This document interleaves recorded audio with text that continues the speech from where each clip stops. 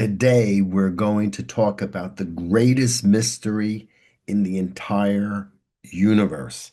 And it isn't God. It isn't God. Hi, this is Michael Shevack. Welcome to Godsearch. Merry Christmas if you've just had it. By the time you get this, it's going to be later than that, but I'm saying it anyway because I'm here in the moment. Happy Hanukkah for those who have had that. Happy Kwanzaa for those who celebrated. Happy solstice.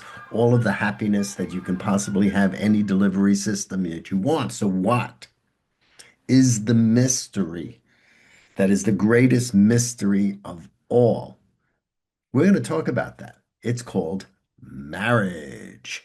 Marriage is the most mysterious of relationships one can possibly enter into. Mysterious. We do not know the dynamics of an individual soul. And yet, if you take that individual soul and you marry it to another soul, the dynamics, the spiritual percolation that takes place between all of the different facets of each individual and the combining and the rearranging and the mutual learning. Oh my God. It is a source of great joy, but it's also a source of great trouble and damage. It's an important spiritual thing that we need to talk about. Now, when I talk about marriage here, on this particular podcast, I'm going to talk basically about your basic cisgender and prototype marriage because it's considered the basic 101. Everything I'm talking about is pertinent to all the different marriage variations that we have today, even when they're not legally consecrated marriages, but there are people who are just living together in what used to be called common law marriage, and all of the different homosexual marriages, gay male or lesbian female, or any intergender marriages. And marriages are very, very delicate and very special relationships, no matter what they are. I will, however, stay out of the politics until we're ready to deal with the theological politics around marriage, which is driving everyone crazy and is splitting again, blue team and red team. It's annoying as all hell because everyone is talking out of arbitrary senses of morality and not out of the true spiritual foundation that we live in and that our beings, I love that word, our beings are being in. All right. So let's talk about this now. We were not able to really have a foundation for discussing marriage until we began to introduce the idea a couple of podcasts ago that minimally, it's much more complicated, minimally, you cannot get an accurate spiritual view of a human being unless you consider the human being to have two bodies, one which is a material or elemental body, which when it is released upon death, goes back and gets recycled into the planet. It's material and it's elemental, and it changes the planet as that takes place through the individual death or the evolutionary process of a species. And that's how, as I said, you get things like the White Cliffs of Dover, which is built up about the bodies of plankton. Okay, so there is another body, which I'm calling a subtle body or a light body or a different frequency electromagnetic body because the material is also electromagnetic. It gets very complicated when you deal with the physics. It actually gets simpler, but it gets much harder to draw distinctions.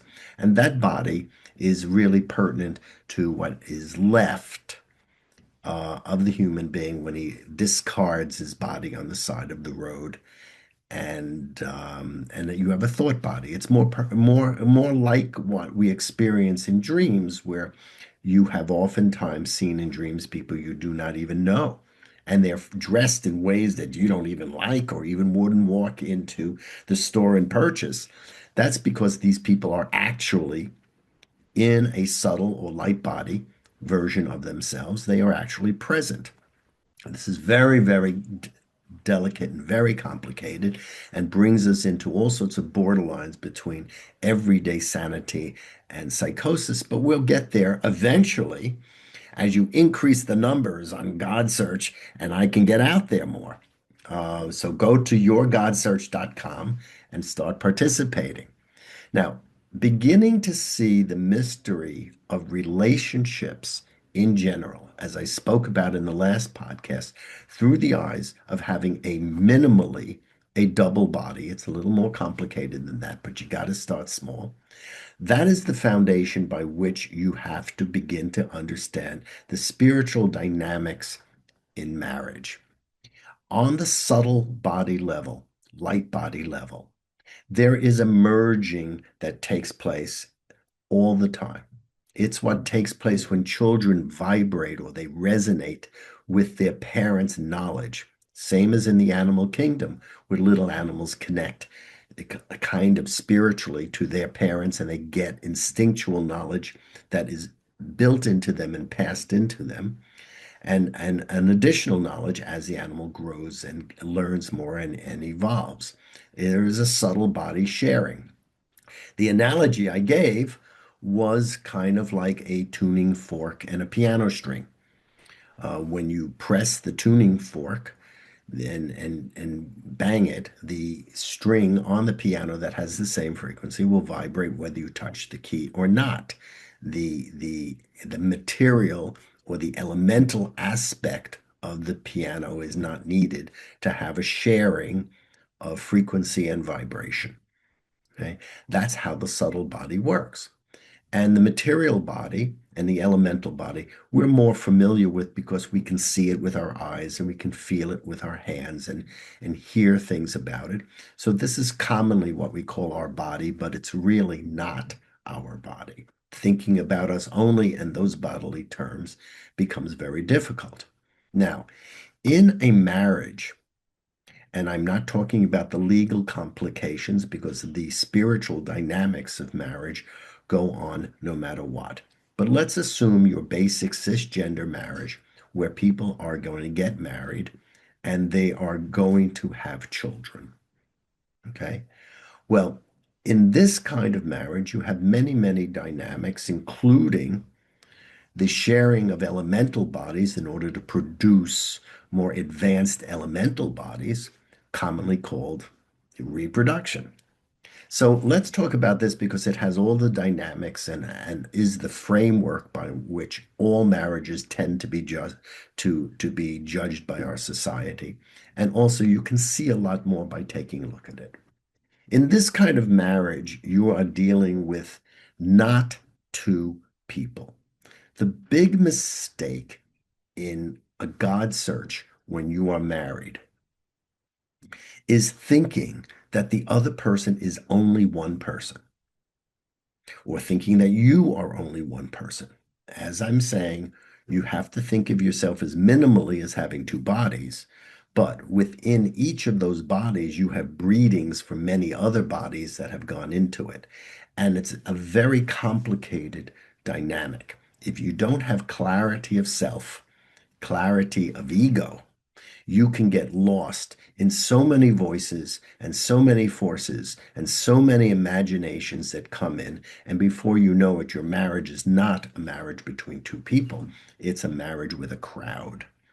Minimally, since each person has two bodies, there are really four people in the relationship. Four. You have your inner self and your outer self, your light body or your material or elemental body. And the other person has the same. So that's two to the squared of four different relationships. And if you reverse the flow, where one person is first, the other person second, and then the flow of a concept or a thought or a feeling goes from the other person back to you, it's even more than four because you're reversing it conversely. So you can see from the very beginning that just having a relationship that is intimate with two people is a mathematical monstrosity. Oftentimes people ask my wife, I've been married legally and, to one person. It's been 44 years, but it's really not been one person. As I've said, oftentimes I've been married to at least, 20 different women in the same body. And she's been married to at least 36 different men who happen to have the same body. It's a very complicated process, but stay together and you can work through these dynamics with enough counsel. Unfortunately, the counseling around marriage these days is very old-fashioned and doesn't deal with all of the dynamics that are necessary in this particular era. But one of the ideas that I want to introduce you to is the core dynamics around the two issues which affect a God search that is, as one of my teachers used to describe it, Dr. John Lilly. He had done the experimentations on, isolation tanks, and dolphin experimentation. He was a luminary. He called it dyadic, meaning it's a dyadic, which I like. I like that dyadic. It also has a sense of two, but it also has a sense of dynamism. When you have a dyadic nature to your God search, you do need some kind of structure in order to imagine how the pieces fit together. And there are two issues that appear in a dynamic marriage, which always cause the most difficulties. And these issues are money and sex. Now, why? Well, first of all, before we go into details, money and sex are extremely vulnerable issues. In sex, you are dependent upon the other person. You cannot, unless you want to just simply handle yourself, you cannot go ahead and simply be alone on your own island. Okay. On the other hand, you also can't do that when it comes to money and you're sharing monies. When you're sharing money, you are dependent on the other person as well. And then they're on both issues because of the great vulnerability and the great dependency. What happens is these become kind of condensations. They're condensations of all of the different difficulties that may arise in the course of the relationship emotionally and spiritually. Every single difficulty in a marriage is because there is a lack of spiritual knowledge. And as we said very early in our podcast explorations, whenever there is a conflict, there is missing knowledge. It really condenses and becomes very visible in the spiritual relationship called marriage. And it is most visible and most symptomatic in the areas of money and sex. Also, money and sex are very similar. Not only they're similar in terms of vulnerability, they're similar. Okay. Let's see, how shall I describe it? Okay. You can spend money on yourself. You can share it with another. You can receive it with another. You can give off too much and waste yourself. You can hold it back and be a stingy person. Same kind of thing with sex. Now, you have two bodies, one of which deals with the more physical and elemental and material aspects of sexuality, which is, a good basic sex course. There's a lot of good teachers out there. And that, especially, we have to deal with a kind of differentiation in genitals. Now, most of us think that we only have one genital. Uh, Not exactly true. We tend to have a lower genital, which is between our legs, and it tends to be more animal-like and deal with more animal-like forms of reproduction. That genital, if from the male point of view, ejaculates. Okay? From the female point of view, it also ejaculates, but it has a much more receptive quality, right? It has attributes to it.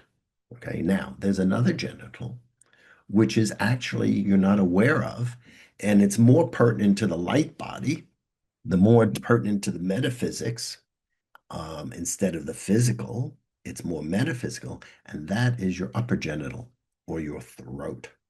And it's between your arms, which are a higher element than your legs and your bottom. It's an animal-like thing that's more creative. Similarly to semen, you can ejaculate words. Words are creative. Semen is creative. Eggs are creative. Words are creative.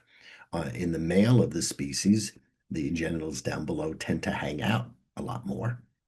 Guys hang out and they hang out. Well, here, at the same time, we tend to have little projections in our larynx. It's commonly called Adam's apple, which is not a mistake because this genital has to do with material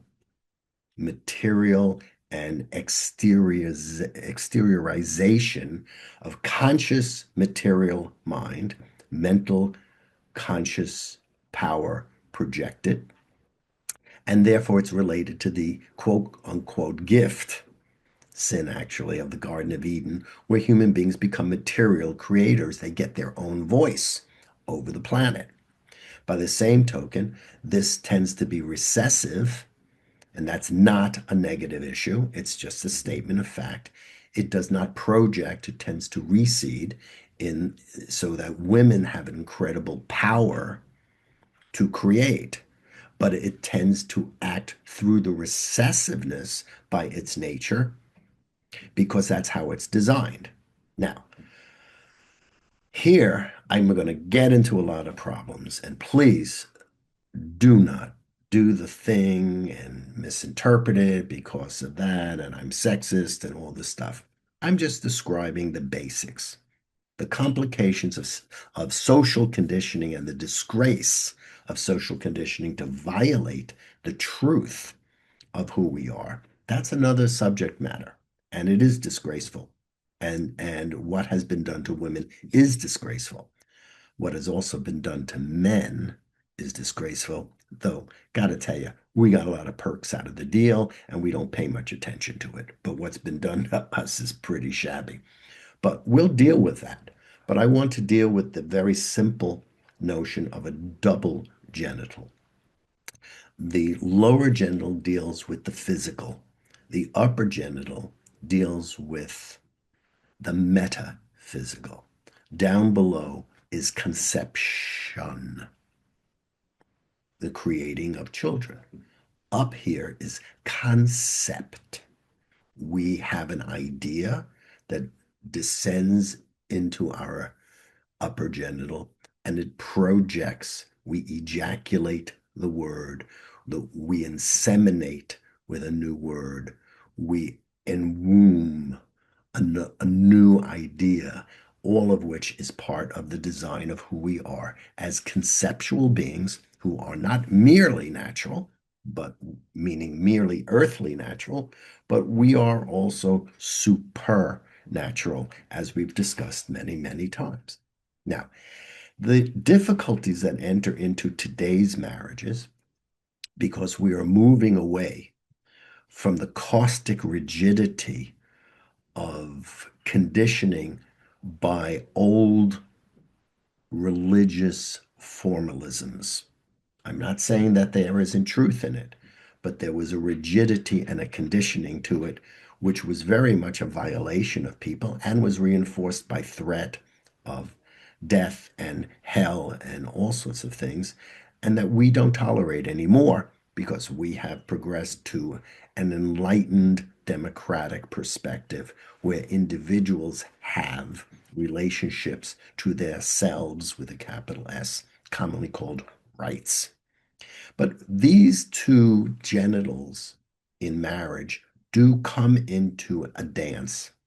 The lower genitals are very much conditioned, and there is a kind of biology and a hormonal nature to them that tends them to behave a certain way in both. It's difficult for women.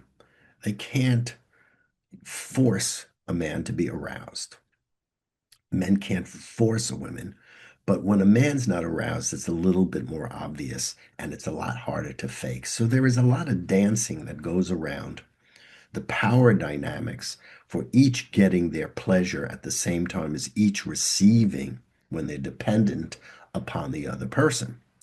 So the elemental and the material aspect of the physical body brings in a certain kind of dynamic which requires us to respect the biology and respect the plumbing that each has. This includes, of course, a certain amount of what they call foreplay, which has to be there because of the physiology of women. It also has to be there for men, but men have tended to repress that foreplay and they've repressed their own precoital lubrication. It's a very complex thing. So the other thing is that when you're dealing with issues like money is conceptual, and the power that's generated from money is much more democratic. Money can be earned by men and distributed to women. Money can be earned by captains of industry who are these days women and be bestowed upon men. If there is power issues and sexual dominance issues associated with the money, what happens is the relationship will take on issues of servitude and enslavement and remove itself from being um, haloed. It's a good word, haloed, like an angel with love. So the top chakras will generate concepts and power and visions, and it will allow for dominance of women over men, just as in the past it was dominant of men over women. But the lower genitals will still be rocking and rolling the way biology does. And even though there are certain lots of variations in play that you can have below, there are still basic plumbing issues that require certain chemistries and blood flow. And you're not going to escape that. These two genitals in in a marriage which is spiritual, which includes the biological imperative, but includes also the individuality and the self expression that comes in this wonderful democratic age where the individual self has an ascendancy, not just the team in the marriage.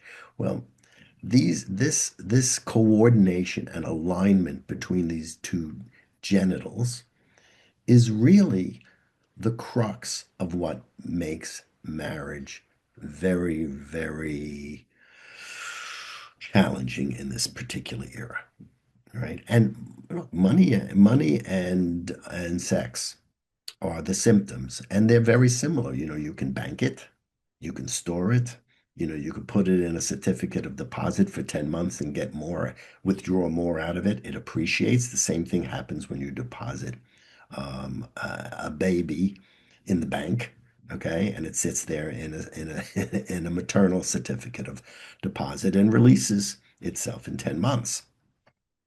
All of these dynamics are there. They're part of the play of thought, of dominance and submission, and they are part of the dynamics that are involved in both genitals. But when they become tinged with evil and they become tinged with a dynamic where the individual expresses power over the other individual for the delight of themselves to the exclusion, if not the detriment of the other person, then whether it's the lower genital or it's the upper genital, we have a difficulty. Oftentimes, religions which are attempting to solve the problem create the problem. And here, there are many people who walk away from their traditional religions because of that. Okay? Because the traditional religions, by continuously pointing out and making you nuts about what is right and what's wrong, what's traditional, what isn't, what is God given and what isn't God given, they actually beg the problem. They become like the agent provocateur. They become the provoking agent by mentioning. It's like when you say to a child, don't put your hand in a candle. Well, you can be certain the child, if it has any sense of, spirit or curiosity, just you saying no is going to produce them doing it. Okay. So a lot of times religions, when they bring up all of these sinful, supposedly sinful things, they begin to cause the power difficulty. The most important thing in handling these two basic issues of money and sex, which are core to the function of the marriage, they are the difficult areas because they produce the most vulnerabilities. The most important thing is to allow the flow of love and allow the flow of freedom and let these different power dynamics, which are very real, the physical power dynamics, the biological urges, right, to find their place. Same thing with the dynamics around metaphysical genitals. Women who are successful and invert powers, we have to go with the flow on that, not use it in a way. Oftentimes, women who become very successful have a lot of anger in them from the repression in the past, and they misuse their power. They've oftentimes been imitating stupid men from the previous era, and they repeat the same exact mistakes. Men also have this tendency because they are biologically designed to be self-interested. It's one of the perks we get for dismembering ourselves in war. It's like, we get a kind of sports thrill out of it. Men oftentimes will play two games. If they can't be taken care of by their ladies, um, by feeling dominant one way, what they will do is instead of being grown up, they will revert to becoming teenagers again. And they'll act more adolescent. And these days, with women gaining in power, you see an epidemic of men who are behaving like adolescent boys in order to hook the maternal instinct of the lady they're with, and they get the psychic love and the milk, the spiritual milk from them by pretending they are less than they can be. And this is commonly what I think is behind this enormous ADHD epidemic that we're seeing, and how it is especially concentrated in men. It's just astonishing because they are taking a power route which is more recessive on the upper genital, okay, in order to keep the power dynamic in the lower genital of their normal biological urge or dominance. So I'm just pointing out, this is a lot to take in. I know that, and I know I can be a little intense, and I apologize. But this is the dynamic that's involved spiritually in marriages. And again, it doesn't make a difference whether you're legally married or whether you're so-called living together. These dynamics are going to be there because they are part of the physical and metaphysical design of human beings who have more than one aspect to their body, or said another way, more than one body to their body. So I am pointing this out. Now, love is not enough. Love is not enough. But love is the fabric that will give you the virtues of patience and the virtues of endurance. And hopefully, you will be endowed with a goodly amount of curiosity when in doubt in a marriage, meaning a shared God search. Get curious, not furious. Anger will always surface when the boundaries between the two of you are not in their right place. And the angers will come into play to put a clumsy separation between you and your partner, because you need to separate in order to see clearly, individually, the necessary boundaries spiritually for each one that are necessary to fold in together in the marriage.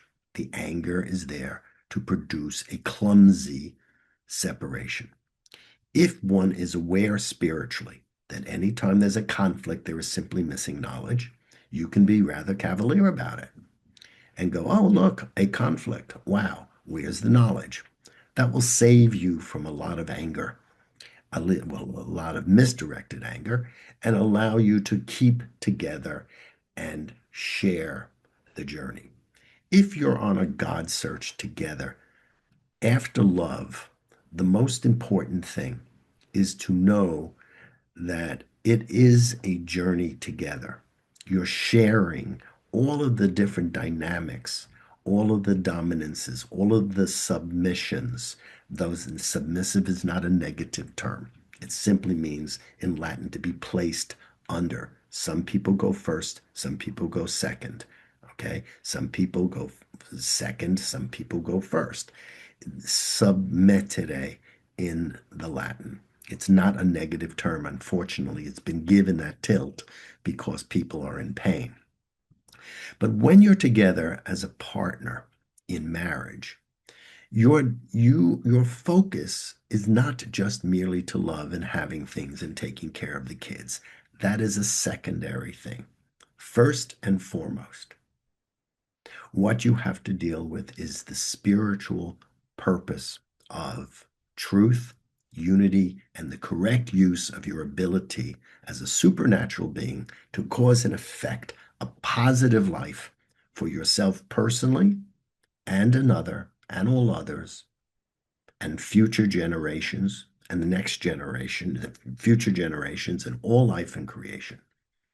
So being on a spiritual path individually with another person has the greatest potential to amplify the force of your own life by merging it with another person and by potentiating even more the possibility that you have by adding to your soul the tuning fork to the piano string, the resonance of another person.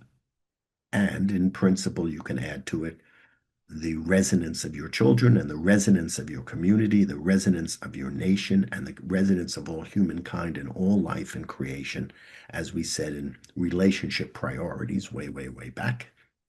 And you create truly what many religions view as a prophetic or a messianic, actually, a messianic structure to your life and your partnership.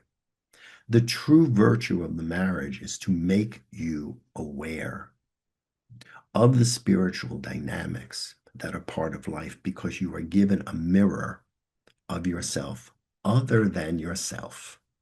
Masturbation is not sex. A mirror of another so that you can gauge yourself in the reflection of the other. If you both stay clear of the spiritual import of seeking the unity, the truth, and the correct use of your creative powers as the formative three components to a God search. And you do that without getting lost by remembering that there's a power beyond your power. That there is, everyone is, in a sense, submitting to the power which is greater than us, in which we live and share. And everyone is involved in this, and we are all lackeys for the great cosmos over which we have certain amount of power, but not completely. If you remember with humility that none of us have power, then when you apply the power that you do have, it will find its correct place. It will find its right place in the scheme of things so that you will truly begin to integrate the dynamics of your relationship on the scale of reality that human beings, because we are such incredible creatures, are able to do. And the amazing dynamism of covenant, which we have talked about, can infiltrate into the marriage on the deepest of possible physical levels, while at the same time expressing itself creatively through the metaphysical, the upper genital, to bring us all sorts of delights that earthly nature alone, with its caves and its bears and its trees and its birds and its bees, can't give us. We can create many, many things that are just simply own, our own, and uniquely human. We have an ego. Indeed, it is the ego that gets in the way in marriage because it is the ego which makes us very, very different than other creatures and which gives our basic biology its greatest challenge because there have to be new tricks learned for higher animals. All right, this is just the beginning. Do not be daunted. Just treat this as a kind of appetizer to the main course. We're going to continue this discussion and as we go forth. But it's very important to begin to conceive, building on this two-body notion, as we have done for this and the past two podcasts, begin to rethink a model for everyday life, which is more complete. It has been very, very poisonous to people to be thinking of themselves merely as their body. Oh, this is me. This is me. This is me. I'm trying to get you to loosen up and realize that there are so many wonderful components to who you are.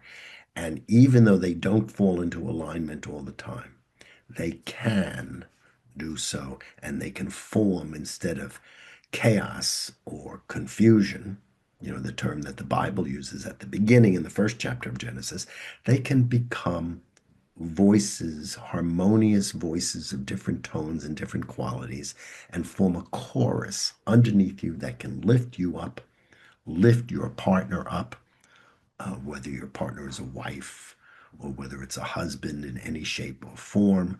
I'm not discussing morality and legally here. I'm not getting into blue and red wars. They're both insane. Okay. I'm dealing with the basic spiritual dynamics that we have a metaphysical and a physical aspect to ourselves and two kinds of genitals. And these dynamics that we are suffering from are far more subtle than we are normally taught in our Sunday schools. So, anyway, I hope I've opened up a big can of worms and that we can get this discussion going. This is the second season of Godsearch, and we're going to be dealing with all of these things in much more detail. Write in, go to yourgodsearch.com. Let me hear from you. And so, thank you for being here. Uncover God, discover God, and definitely recover from God if you've been given some really, really dangerous religious teaching from the past that needs some updating. I'm Michael Shevack. Thanks for being here. Come on again, Wednesday about 5:45 Eastern Standard Time. God bless. Bye-bye.